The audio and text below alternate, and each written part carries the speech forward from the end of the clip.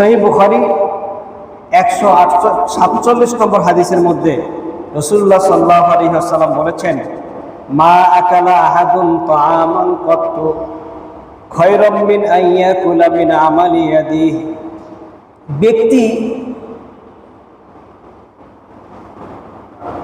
কোনো ব্যক্তি কোনো খাবার খায় না, তবে উত্তম খাবার হচ্ছে তার ওই খাবার যা সে নিজ হাতের উপার্জনে খায়। সুবহানাল্লাহ। ব্যক্তির উত্তম খাদ্য হচ্ছে যেটা তার পরিশ্রমবদ্ধ কামাই থেকে যেটা খায়, সেটি হচ্ছে তার জন্য উত্তম খাবার। কারণ আমি আমার উপার্জন সম্পর্কে জানি, আমার উপার্জিত টাকা পয়সা দিয়ে যেটা আমি খাবো এটা আমার জন্য হালাল।